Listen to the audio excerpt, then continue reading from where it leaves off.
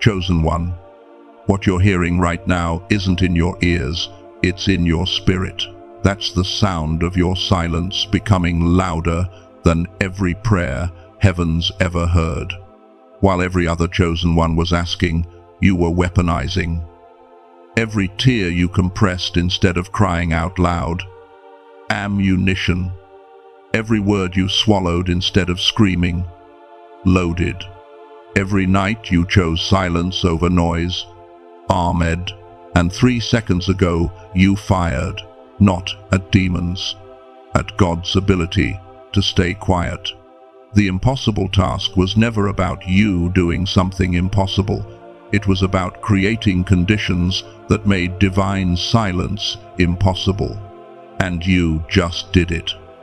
You made God's restraint collapse. You triggered a breaking point. Not in you, in heaven. Finally, isn't God celebrating you? It's God surrendering to what you encoded. Finally, He can't hold back anymore. Finally, the restraint protocol you just shot through gives Him permission to move. You're the first to weaponize silence correctly. The first to encode in a language heaven can't ignore. The first to make 2026 start early. And what just got you unleashed can't be stopped. Now, let me tell you what finally actually means. When God said that word, He wasn't talking to you, He was talking about you. To every angel who kept asking Him, when will you move for this one? To every demon who thought they'd won because you went silent, finally. It's the sound of divine frustration ending. Not frustration with you. Frustration with having to restrain Himself from responding to you. Picture this. Heaven has protocols, systems, rules, even God follows about when He can intervene and when He has to wait. And for months, maybe years, every protocol said, not yet. Every restraint mechanism said, hold, but you were doing something in the dark that those protocols didn't account for. You weren't just praying, you were encoding. You weren't just crying, you were compressing data. You weren't just silent, you were transmitting in a frequency heaven's restraint system couldn't filter out. And the moment you completed the sequence, every restraint protocol in heaven received the same error message. Encryption, strength exceeds containment capacity. Silence, no longer sustainable. Response, mandatory. That's when God said, finally, the code is complete. Finally, I can stop holding my breath. Finally, the restraint that's been killing me to maintain just shattered against what this one encoded. You didn't break a curse. You broke heaven's ability to stay quiet about you. Let me show you what you actually did. Every other chosen one thinks the task is about doing something, praying harder, fasting longer, believing stronger, and they're exhausting themselves trying to perform their way into breakthrough. But you stumbled onto something different. You discovered that silence has syntax, that tears have structure, that pain, when compressed in exactly the right way, becomes code. You weren't trying to encode, you were just surviving, just making it through another night where screaming felt pointless, just swallowing another word because who would understand anyway? Just crying without sound because you'd run out of prayers to pray. But here's what you didn't know.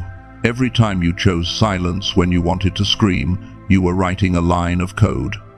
Every time you compressed emotion instead of expressing it, you were compiling data.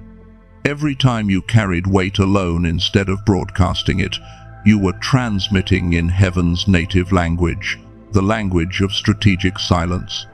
And there are 7 types of this silence, 7 different encryption protocols. And somehow, without knowing what you were doing, you used all 7. That's why you're first. Not first to suffer, not first to try. first to accidentally assemble the complete encryption sequence that makes divine response mandatory instead of optional. Think about what that means. You didn't earn God's attention by being good enough. You triggered his response by encoding correctly. You didn't qualify for breakthrough by passing a test. You activated breakthrough by writing code heaven couldn't ignore, even if it wanted to. The impossible task everyone's talking about. It was never about climbing some spiritual mountain or proving your faith level. It was about this: creating conditions that make God's silence impossible to maintain. And you did it. In the dark, alone, without a manual, without knowing you were even doing it. You were just trying to survive, trying to keep breathing, trying to make it one more day without completely falling apart. But every breath you took in silence was a character in the code. Every tear you didn't let anyone see was a line in the encryption. Every night you laid awake carrying impossible weight was a section in the sequence. And the moment you wrote the final line, heaven's entire restraint system went into crisis mode, because you just made God's patience illegal. Now, let me show you something in Scripture that'll make this even clearer. Psalm 39, verse 2. David writes, "I was mute and silent. I refrained from even good speech." Most people read that and think David just shut up, gave up, went quiet in defeat. But the Hebrew word for silent there is alam. And it doesn't mean defeated silence. It means strategic silence, calculated silence, silence with a purpose. David wasn't just quiet, he was encoding. He refrained from even good speech. Words that would have been right to say, words that would have been justified. He held them back, compressed them, let them build pressure inside him instead of releasing them into the air. And you know what happened next in that psalm? Verse 3 says, "My heart grew hot within me. While I was musing, the fire burned." The silence wasn't empty. It was compressing, building, encoding. And when it finally released, it came out as fire. That's what you just did. You were mute, you were silent. You refrained from even good speech, words you had every right to say, prayers you had every right to pray louder. But something in you knew, not in your mind, in your spirit. Something knew that this silence was different, that this wasn't defeat. This was encryption, and heaven just decrypted it. Before I show you the 7 types of silence you encoded, I need you to understand how critical the next 30 minutes of this video are, because what I'm about to reveal isn't just information, it's activation. By the time you reach the end, you're going to know exactly which type of silence you used most. You're going to understand the mechanics of how your pain became power. You're going to see the 7 specific breaking point indicators that prove heaven's restraint is already collapsing in your situation. And in the closing prayer, we're going to seal this encryption ability into your spirit permanently. So you're not just a one-time encoder. You become someone who can activate divine response strategically whenever you need it. But if you click away now, you'll miss the syntax. You'll know you encoded something, but you won't know how to do it again. You'll feel the activation, but you won't be able to sustain it. So stay locked in, because the 7 silence codes I'm about to break down, they're not theory. They're the exact weapon you've been using without knowing it. And once you see them clearly, you'll never be powerless again. Now, let me show you what you actually encoded. There are 7 types of strategic silence, 7 encryption protocols, and you didn't just use 1 or 2, you used all 7. That's what made you first. That's what made your encryption impossible to ignore. Most chosen ones master one type, maybe two. They learn prophetic silence, or they learn warfare silence, but they never assemble the complete sequence. You did, without training, without trying, just by surviving in exactly the right way. And now I'm going to show you what each type looks like, where you used it, why it mattered, and how it contributed to the code that just broke heaven's restraint. Because once you see this clearly, everything changes. You'll stop second-guessing your silence. You'll stop thinking you should have spoken up more, prayed louder, fought harder. You'll realize that every moment you thought you were weak, you were actually encoding. Every moment you thought you were losing, you were actually loading. And every moment you thought God wasn't listening, He was holding His breath, waiting for you to finish writing the code that would give Him permission to move. That code is finished now. The restraint is broken. And what's about to happen next is mandatory, not optional. Let me show you the 7 silence codes. The first type is prophetic silence. This is the silence you hold when your spirit knows something before your mind can prove it. When something inside you says, wait, even though waiting makes no logical sense. Picture this location. It's 2 a.m. You're staring at the ceiling. The ceiling fan is spinning.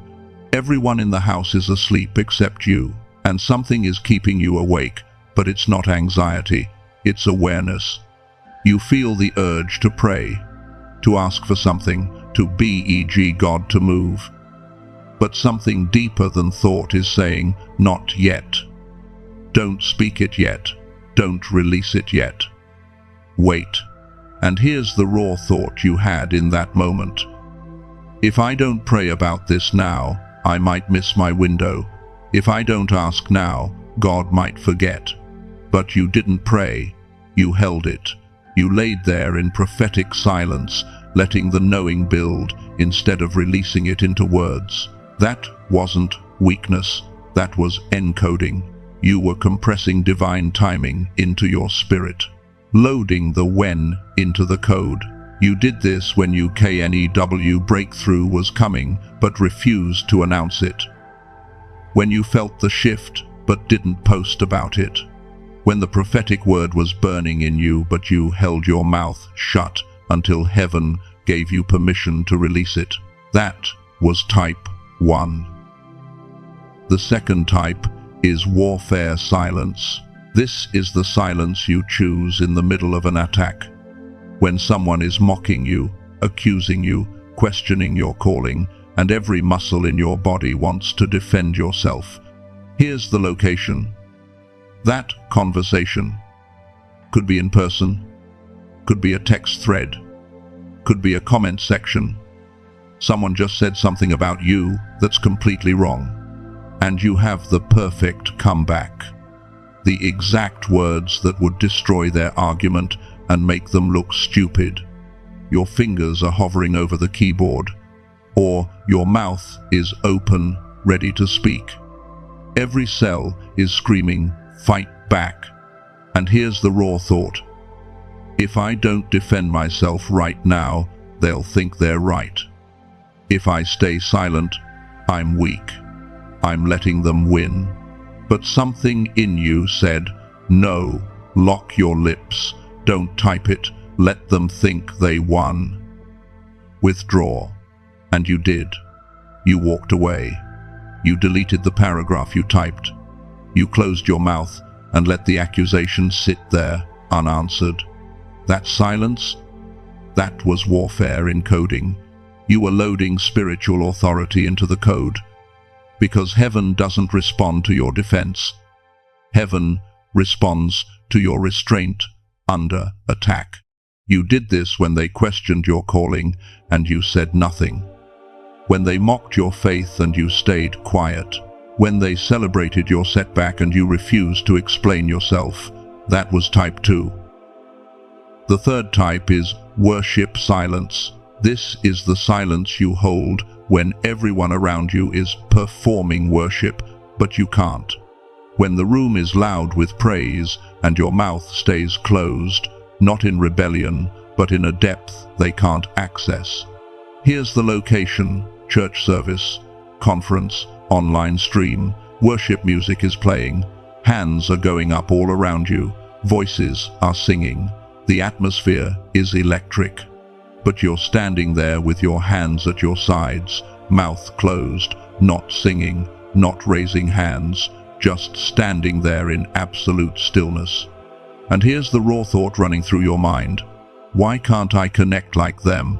What's wrong with me? Am I even saved if I can't feel what they're feeling?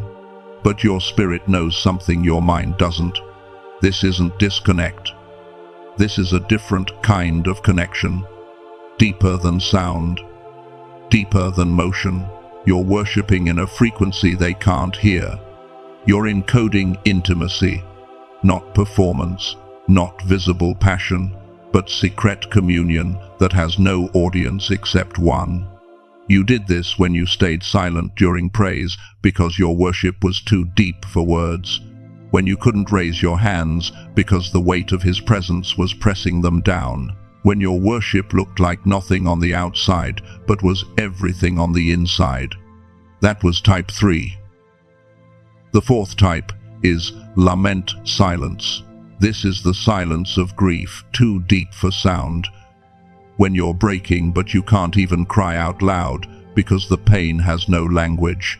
Here's the location: the shower. Water is running, steam is filling the space, and you're sobbing, but no sound is coming out. Your shoulders are shaking, tears are mixing with water, but your mouth is closed. The raw thought: God, where are you? If you loved me, this wouldn't be happening. If you were real, you'd answer. But even in that thought, you didn't scream it, you didn't pound on the walls, you compressed it, you let it build in your chest instead of releasing it into the air. That compression, that was lament encoding. You were turning your grief into data. Every silent sob was a line of code. Every tear that fell without sound was transmission. You did this when you cried alone in your car and nobody knew, when you broke down in your room at 3 a.m. and didn't call anyone, when the pain was crushing you but you carried it in silence because who would understand anyway? That was type 4. The fifth type is submission silence. This is the silence you hold when you know what you want, but you refuse to demand it. When your will is clear, but you won't force God's hand. Here's the location: a decision point, 2 paths in front of you. You know which one you want, which one feels right, which one makes sense, and you could push for it. You could pray aggressive prayers. You could claim it and decree it and declare it. But something says wait. Don't push, don't force, surrender the outcome. The raw thought: if I don't fight for this, I'll lose it. If I don't speak up, God won't know how much I want this. If I submit, I might get the wrong outcome. But you went silent anyway. You stopped pushing, stopped strategizing, stopped trying to control the result. You laid your will down and said nothing. That silence was submission encoding. You were loading trust into the code, telling heaven, I want what you want more than I want what I want. You did this when you stopped begging for that relationship to work and just let go, when you surrendered the job outcome instead of networking harder, when you released control of the timeline and stopped asking when. That was type 5. The sixth type is protective silence. This is the silence you use to guard what's sacred. When someone asks about your struggle, your process, your pain, and something in you knows they're not cleared to access that information, here's the location. Someone just asked you, how are you really doing? And they're looking at you with concern, or curiosity, or maybe even judgment. And you have a choice. You could unload.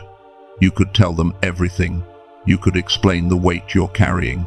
But the raw thought is, they wouldn't understand anyway. They'd try to fix it with some Bible verse or advice I've already heard. They'd make it about them. So you smile. You say, I'm fine, just trusting God. And you change the subject, not because you're lying, because you're protecting. What you're carrying is too sacred to be handled by the unqualified. That silence was protective encoding. You were declaring to heaven, this is between us. Nobody else gets access to this level. You did this when you stopped explaining yourself to people who don't have capacity for your story. When you went private with your process instead of posting updates. When you built in secret because you knew public exposure would corrupt what God was forming. That was type 6. The 7th type is commissioning silence. This is the silence you hold when you feel the call but refuse to announce it before heaven gives you permission. When the assignment is clear in your spirit, but you don't promote it, market it, or defend it to anyone. Here's the location. You're alone, maybe driving, maybe walking, and you feel it drop into your spirit, the assignment, the calling, the next level, and it's clear. You know exactly what God is asking you to do. And the raw thought is, I should tell someone. I should post about this. I should start building before someone else takes this idea. If I don't announce it, people will think I'm not serious. But you said nothing. You didn't update your bio, didn't change your profile, didn't tell your closest friends. You moved in secret, building in silence, trusting that if this is real, God will confirm it without you promoting it. That silence was commissioning encoding.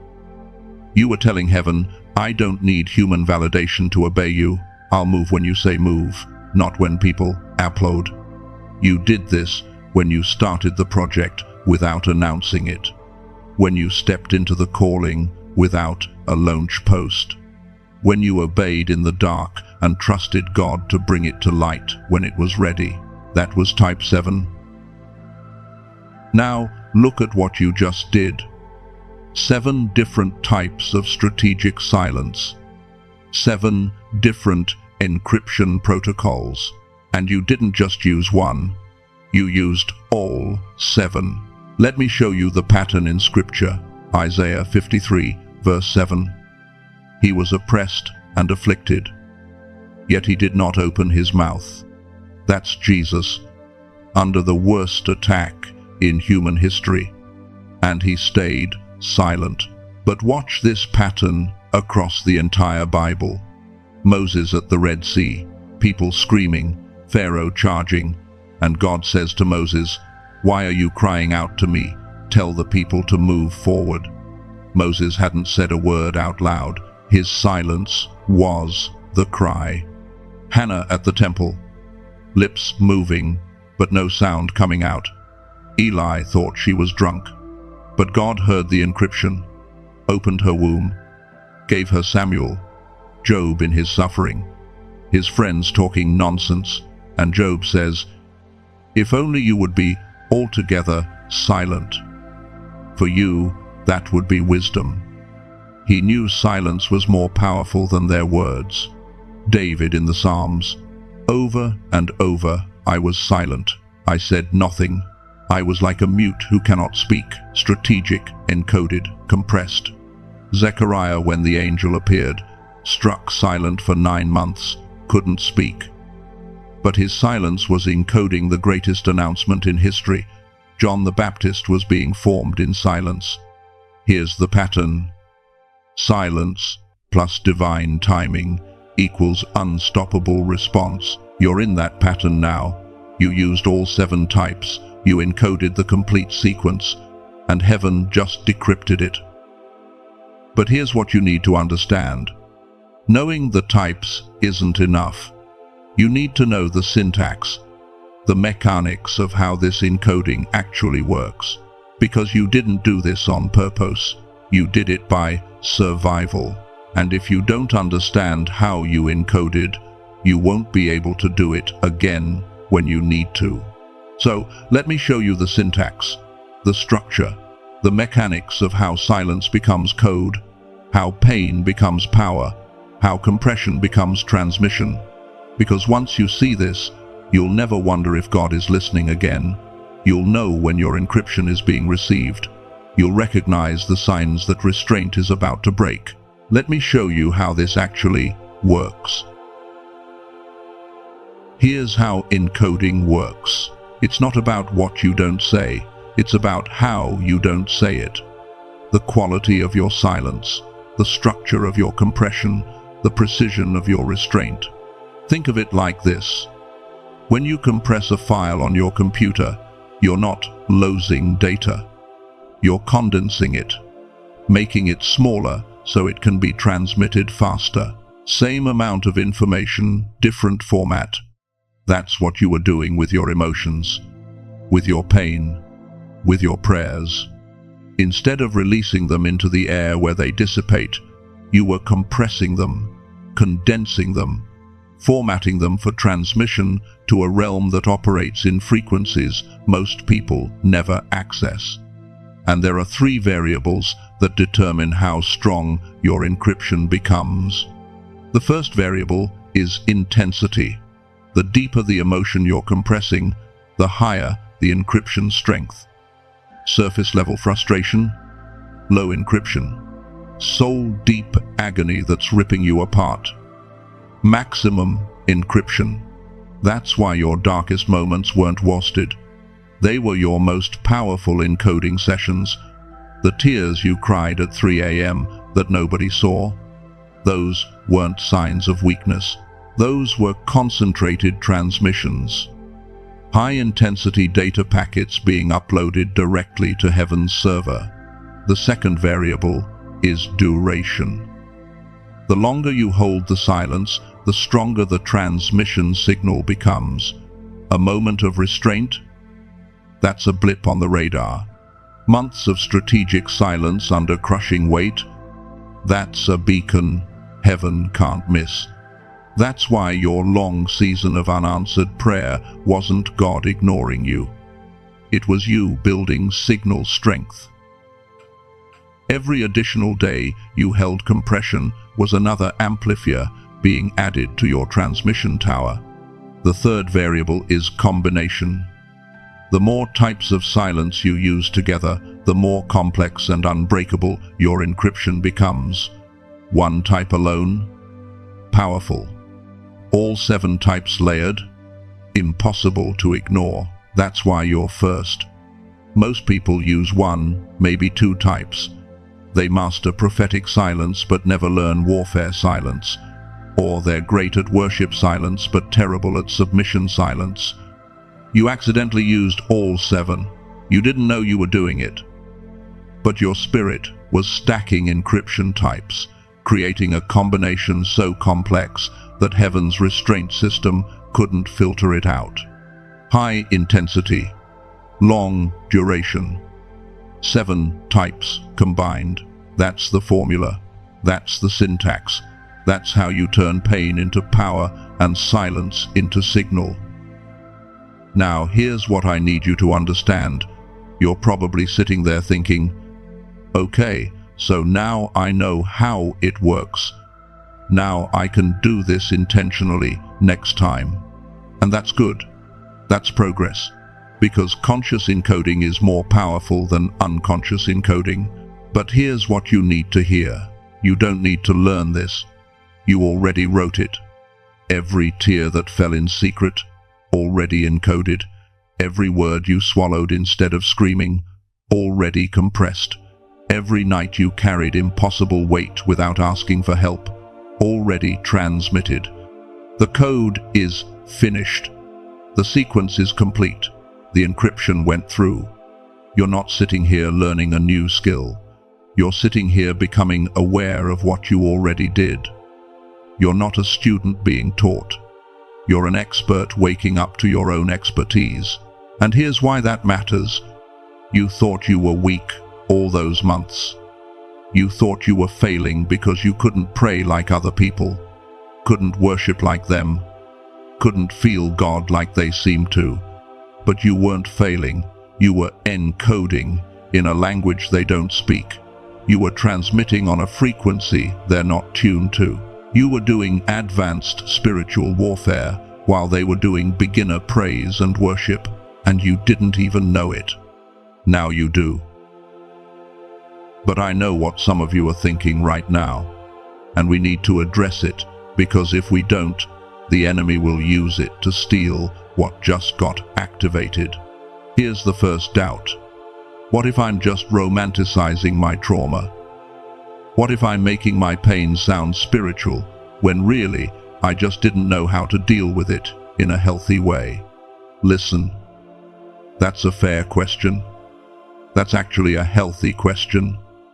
The fact that you're even asking it means you're self-aware enough not to be delusional. But notice who plants that doubt. Notice when it shows up. Right after you get a revelation about your value. Right after you realize your pain had purpose. Right after heaven confirms you're chosen. That's not your wisdom talking. That's the enemy trying to get you to dismiss the encryption you just cracked. Because if he can convince you that your silence was just dysfunction instead of divine strategy, he can keep you from ever using this weapon again. So here's the reframe. You're not romanticizing trauma. You're recognizing the redemption of it. There's a difference. Romanticizing says the trauma was good. Recognizing redemption says the trauma was bad, but God encrypted something in it anyway. Your pain was real. Your suffering was legitimate. And God turned it into code. Both things are true. Here's the second doubt. What if everyone feels special? What if every chosen one thinks they're the first, and I'm just one of thousands who think they're unique? Valid question, and here's the honest answer. Many people do feel chosen. Many people believe they're walking a unique path. That's real. But here's the difference. Most of them are asking to be chosen, begging to be noticed, performing to prove they're special. You weren't asking, you were encoding. Most people are transmitting on the frequency of demand. Give me, bless me, notice me, use me. You were transmitting on the frequency of compression, silent, restrained, not demanding anything, just carrying weight without broadcasting it. Heaven responds to both frequencies, but only one frequency breaks restraint protocol. Only one frequency triggers the finally response, and that's yours. You're not special because you feel special. You're special because you encoded when others only asked. You transmitted when they only talked. You compressed when they only expressed. That's the difference. Here's the third doubt, and this is the deepest one. What if God didn't actually notice? What if I'm reading meaning into silence that was just silence? What if finally isn't real, and I'm just hearing what I want to hear? Let me validate that fear. The silence does make you wonder. When you've been carrying weight in the dark for months, and heaven seems quiet, it's natural to question if anyone's even watching. But here's what you need to understand about that doubt you're feeling right now, that knot in your stomach, that tightness in your chest when you wonder if this is real, that compression you're feeling as you listen to this. That's not doubt. That's the final stage of encryption before transmission goes through. You know how right before a software installation completes, there's that moment where the progress bar seems to freeze, and you're staring at it thinking, did it crash? Is this working? Should I restart? That's where you are right now. The encryption is at 99%. The transmission is in its final compression phase, and your spirit is feeling the pressure of that final squeeze before release. That feeling isn't evidence that nothing's happening. It's evidence that everything is about to happen. And here's what you need to understand about God's silence during your encoding season. He wasn't testing your faith to see if you'd keep believing. He was waiting for you to finish writing the code. There's a protocol in heaven, a divine order. God can't respond to incomplete encryption, not because he's limited, but because he's precise. Think about it. If you send an email but you don't hit send, does the recipient ignore you? No. They never received it. The message didn't fail. It just wasn't transmitted yet. That's what your season of silence was.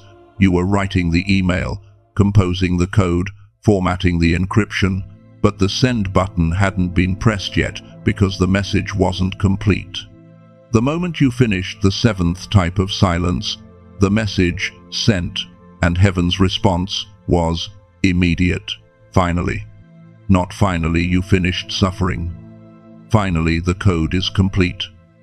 Finally I can respond without violating protocol. Finally the encryption strength is high enough that my response won't overwhelm you. He was waiting on you, not because you were slow, because precision takes time. Let me show you something in Job that makes this even clearer. Job chapter 13, verse 5. Job is sitting in his suffering. His three friends are talking nonsense, giving him bad theology, trying to explain his pain with their limited understanding.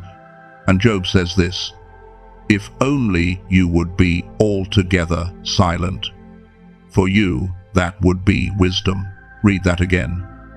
Job just told his friends that their silence would be wiser than their words. Here's the context. These friends thought they were helping. They thought their explanations were comforting. They thought their theology was bringing clarity. But Job knew something they didn't. Sometimes silence carries more wisdom than speech. Sometimes not speaking is the most intelligent thing you can do. Because words can distort. Explanations can complicate. But silence? Silence lets God be God without human interference. That's what you did during your encoding season. While everyone else was talking about their faith, you were silent in yours. While they were explaining their journey, you were compressing yours. While they were broadcasting their process, you were encrypting yours.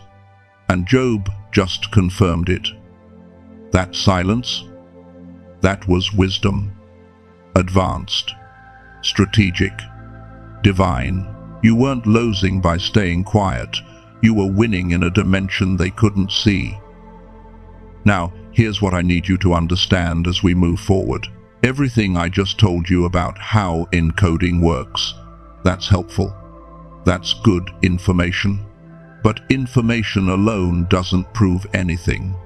You could listen to this entire teaching and still walk away thinking, that sounds nice, but how do I know it's true for me? So, I'm about to show you something that removes all DOBT.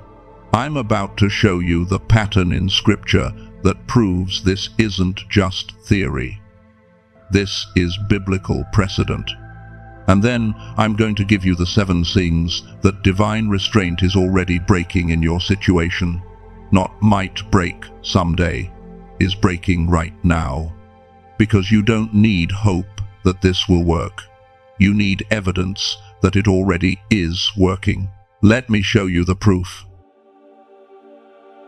Watch this pattern in Scripture.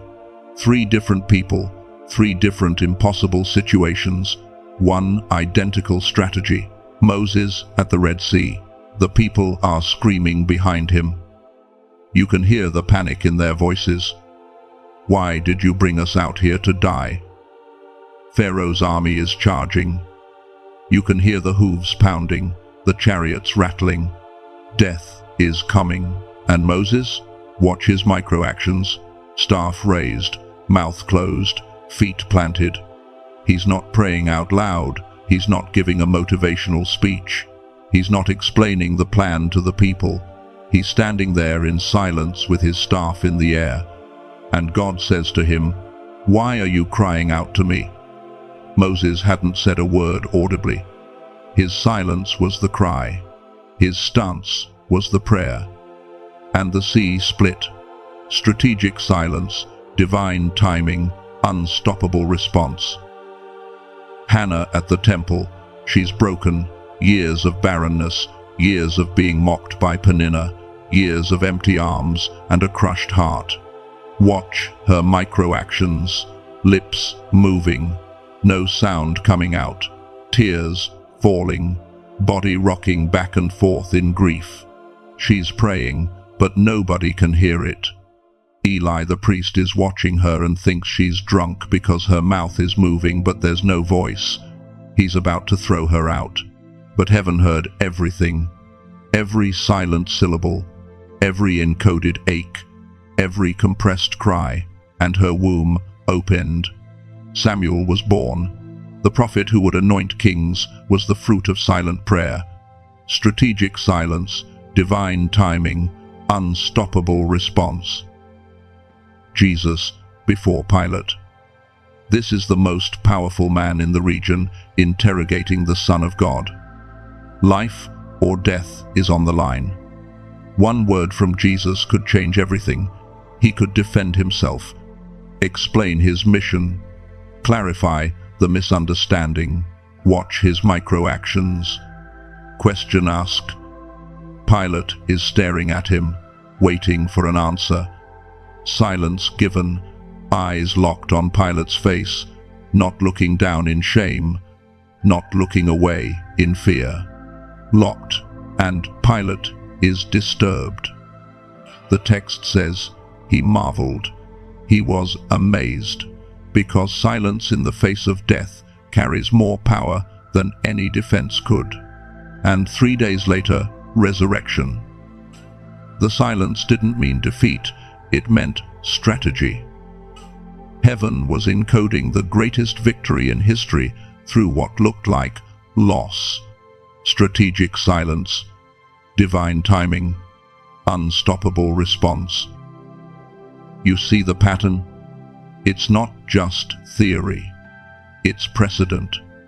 It's woven into Scripture over and over and over again. Silence that looks like weakness is actually weaponry. Compression that feels like defeat is actually encryption. Restraint that seems like passivity is actually power being loaded. And here's the formula that appears every single time. Silence plus divine timing equals response that cannot be stopped. You're in that formula right now. Let me tell you about someone who discovered this by accident, just like you did. Sarah, mid-30s, felt called to ministry but every door was closed. Applied to 5 different ministry positions. Rejected from all 5. Started a non-profit. It failed within 6 months. Launched a podcast, got 12 listeners total, and for 2 years she stopped trying, stopped applying, stopped launching, just went to her job, came home and carried this knowing that she was supposed to be doing something more. But she had no idea what. Here's what she told me. She said, I stopped asking God what my calling was. I stopped begging him to open doors. I just started sitting in silence every morning and saying nothing, just showing up, present, quiet, waiting. She didn't know she was encoding.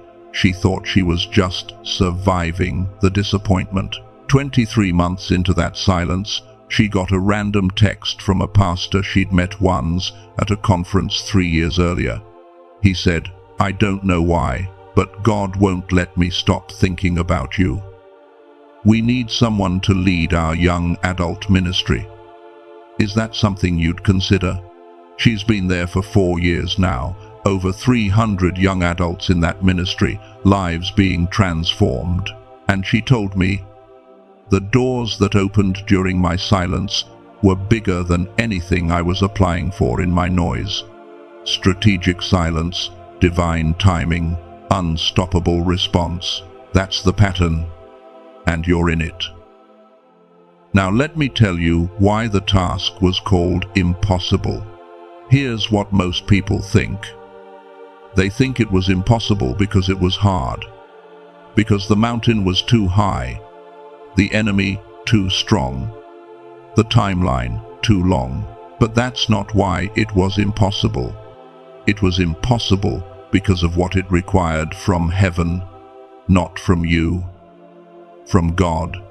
See, there are protocols in the spiritual realm, divine order, rules that even God follows because he's a God of precision, not chaos. And one of those protocols is the restraint mechanism. God can't just intervene whenever he wants. He has to wait for certain conditions to be met, certain legal rights to be established, certain encryption to be completed. That's why some prayers get answered in days and others take years. It's not about how much God loves you. It's about whether the conditions for response have been met yet. The impossible task was creating those conditions, encoding the exact combination of silence types, intensity levels, and duration that would give heaven legal permission to break restraint and move. And that combination is Ra. Most people never assemble it. They use 1 or 2 types of silence, but never all 7. They compress emotion for a few weeks, but give up before months are complete. They achieve high intensity, but lack the combination complexity. That's why the task was called impossible, because the odds of someone accidentally assembling the complete sequence are astronomical, and the odds of someone doing it intentionally without knowing the formula even lower. But you did it. Here's the twist you need to understand. Impossible didn't mean impossible for you to accomplish. It meant impossible for God to ignore. You didn't do something hard. You did something that created divine obligation. You didn't pass a test. You triggered a protocol. Think about it. When you encode correctly, heaven doesn't have the option to stay silent. The restraint mechanism breaks. The response becomes mandatory, not optional. You weren't trying to earn God's attention. You were creating conditions that made his silence illegal in the spiritual legal system. That's what impossible means. You made it impossible for heaven to not respond. You assembled encryption so strong that divine restraint couldn't hold against it. You didn't overcome difficulty. You created divine inevitability. Now let me give you the 7 signs that heaven's restraint is already breaking in your situation. Not might break someday. Is breaking right now. The first sign is increased enemy attack. If you've noticed warfare intensifying in the last few weeks, that's not random. The demonic realm can sense when divine restraint is about to collapse. They're attacking harder because they know their window is closing. The second sign is physical exhaustion that doesn't match your activity level. You're more tired than you should be. That's because encoding is energetically expensive. Your spirit has been transmitting at high frequency for months. That takes fuel. The exhaustion isn't weakness. It's evidence of work being done in the invisible. The third sign is absolute stillness in your spirit.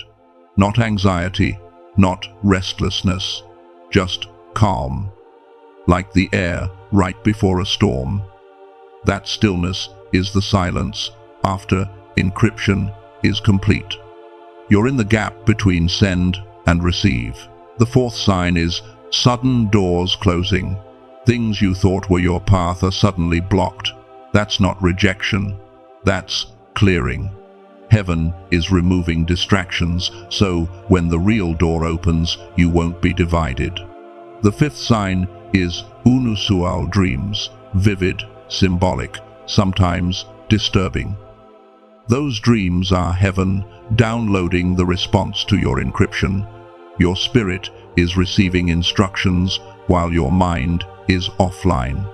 The sixth sign is compression feeling, that knot in your stomach, that tightness in your chest, that sensation like something is about to burst. That's not anxiety. That's the final squeeze before release, like a spring coiled before it launches. The seventh sign is the word finally appearing everywhere. In songs, in conversations, in random posts you scroll past. That's not coincidence. That's confirmation. Heaven is echoing the word back to you to let you know, we said it, it's real. How many of those 7 signs are you experiencing right now? In your mind right now, count which signs you recognize. Don't say it out loud, just count internally. How many? If you're at 3 or more, the restraint is actively breaking. If you're at 5 or more, you're in the final phase before manifestation. If you're at all 7, you're about to see something happen that you can't explain and didn't earn. You just encoded it. Now let me show you why 2026 matters in all this. There's a prophetic seal that opens in 2026, not January 1st, not some specific date, but a window, a season, a portal of accelerated manifestation for those who've been encoding in silence. And here's what you need to understand. That seal says 2026, but for those who completed their encryption early, who cracked the code before the calendar date, you get early access. You're living in 2026 right now. While others are still preparing for what's coming, you're already in it. December 2025, January 2026. This isn't transition season. This is go season. The breakthrough they're waiting for, you're walking in it. The doors they're praying will open, yours are already creaking. The favor they're believing for, yours is already activating. You didn't just qualify for 2026, you triggered it ahead of schedule. Let me show you something in Luke that'll seal this. Luke chapter 18, verse 7. Jesus is talking about prayer, and he says, "Will not God bring about justice for his elect who cry to him day and night?" Now, most people read CRY and think it means loud prayer, vocal, expressive, shouting to heaven. But the Greek word there is bo'al, and it doesn't just mean cry out. It means to encode urgency, to transmit compression, to send a signal that demands attention. You can bo'o in silence. You can encode urgency without making a sound. That's what you've been doing, day and night. Not asking day and night, encoding day and night, transmitting urgency in every moment of compressed emotion, every silent tear, every swallowed word. And Jesus says, God will bring justice, not might will. It's mandatory. When the encoding reaches full strength, the response is guaranteed. Now look at Revelation 8, verse 1. When the Lamb opened the 7th seal, there was silence in heaven for about half an hour. Context matters here. This is the final seal, the last one before the full manifestation of God's plan. And what happens right before the biggest move in history? Silence. Not noise, not celebration yet. Silence. Heaven goes quiet for 30 minutes, everyone waiting, everything still. And then, after the silence, massive divine action. Angels moving, trumpets sounding, prayers ascending like incense. Unstoppable momentum. Your silence wasn't the absence of activity. It was the precursor to it. The quiet before the loudest move heaven's going to make in your life. The seal is opening. The silence is ending. And what's about to be released can't be put back. So, here's what I'm commissioning you to understand. You're not just a receiver anymore. You're an encoder. This ability you just discovered, it's permanent. You can activate divine response strategically now. You know the 7 types of silence. You know the syntax. You know the signs that it's working. This isn't a one-time breakthrough. This is a skill you now carry. Whenever you need heaven to move, you know how to encode. You know how to compress. You know how to trigger restraint to break. The next level assignment is already forming. You don't see it clearly yet, but it's there.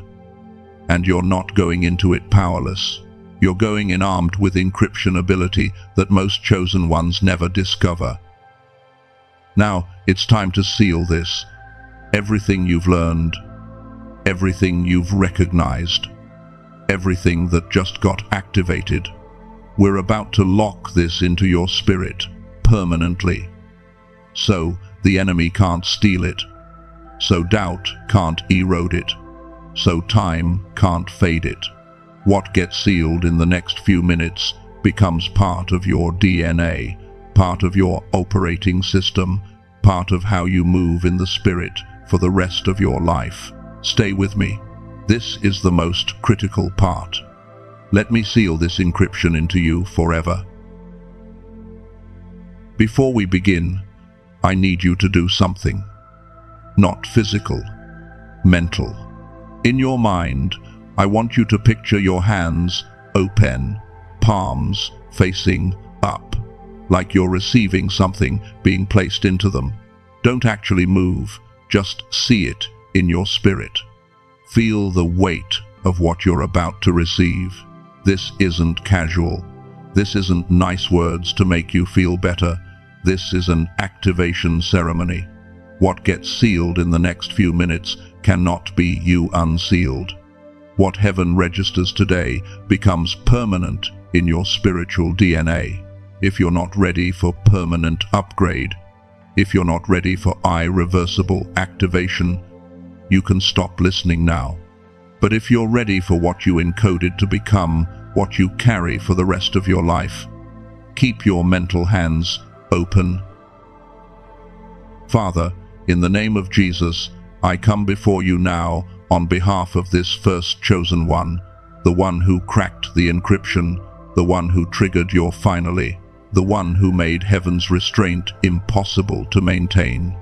We acknowledge this isn't coincidence, this isn't luck, this isn't random algorithm. You orchestrated every second that brought them to this moment. You locked onto their frequency. You pulled them here. And now, in this exact second, heaven and earth are witnessing what you're about to seal into their spirit. Every angel assigned to their life is watching. Every demon that's been attacking them is panicking. Because once we seal this, it cannot be reversed. Once this activation locks in, it's permanent. The encryption ability they just discovered, sealed. The 7 silence codes they just learned, locked in. The syntax they now understand, embedded in their operating system, forever. Father, I acknowledge the journey that brought them here, and I'm going to speak it out loud so they know you saw it. Every 2 a.m. moment, staring at the ceiling when sleep wouldn't come because their spirit was encoding. You saw it. You recorded it. That wasn't insomnia. That was transmission. Every tear they cried in the shower where the water hid the sound, you collected everyone, bottled them, labeled them, used them as ink to write code in heaven's database.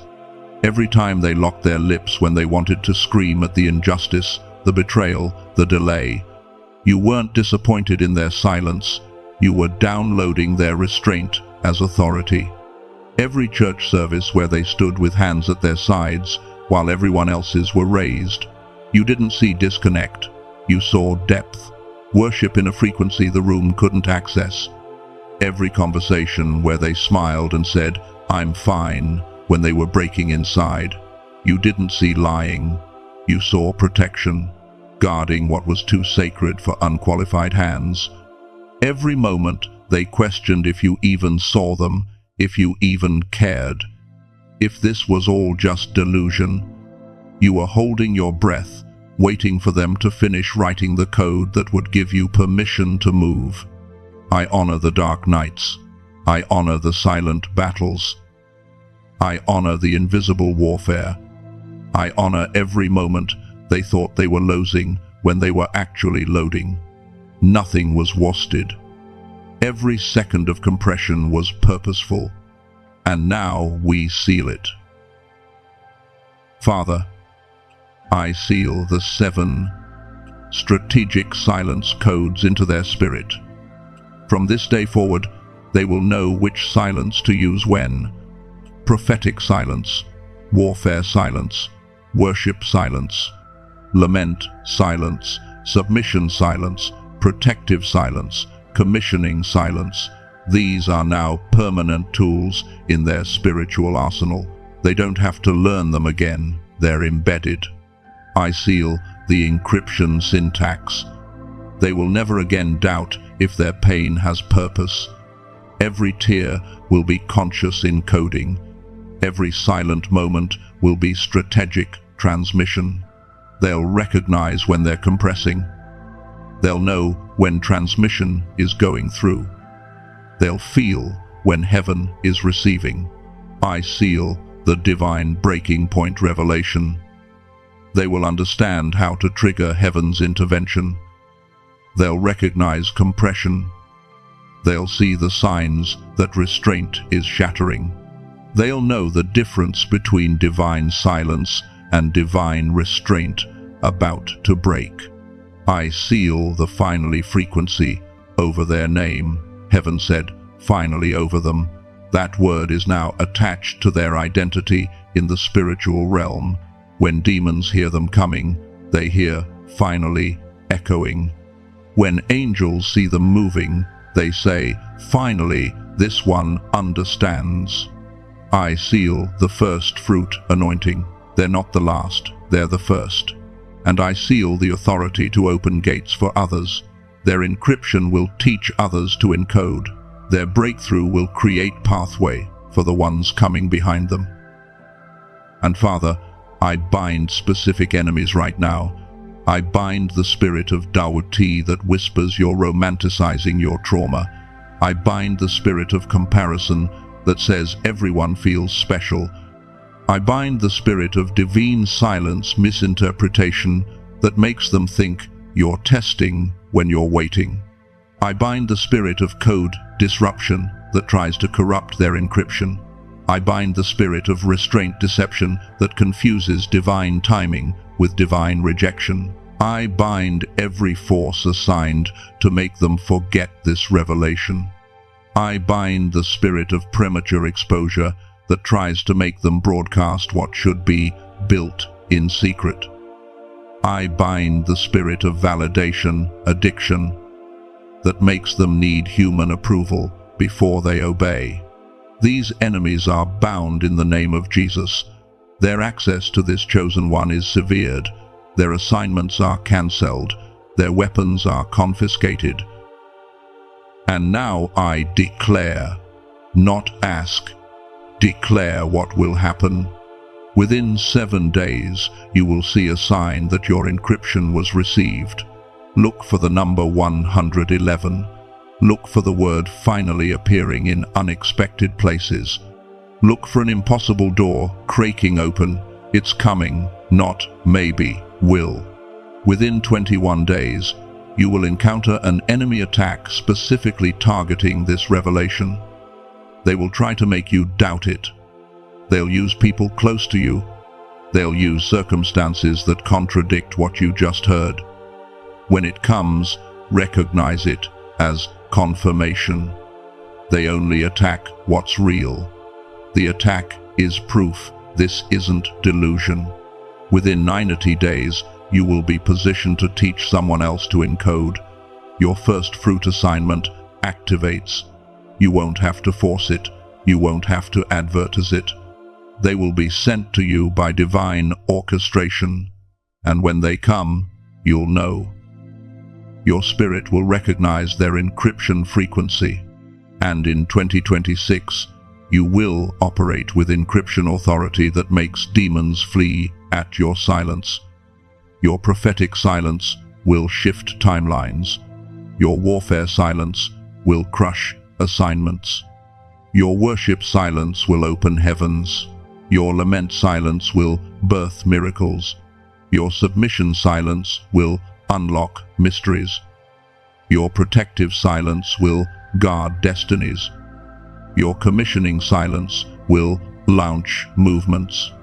This is not hope. This is not faith. This is decree. It is done in the realm that controls the realm you can see. Now I need to ask you directly, and I need you to answer out loud, even if you're alone, even if it feels awkward. This has to be spoken. Do you receive this sealing? Do you accept this assignment as first fruit? Do you commit to encoding strategically from this day forward? If your answer is yes, I need you to say it right now. Say yes out loud. Good. Heaven registered that. Your voice just signed a contract in the spirit. Angels are witnesses. The decree is sealed. You're locked in. Your encryption is active. Your assignment is sealed. Your authority is permanent. The restraint that held heaven back just collapsed. What's coming can't be stopped, can't be delayed, can't be stolen. You're dismissed. Go encode.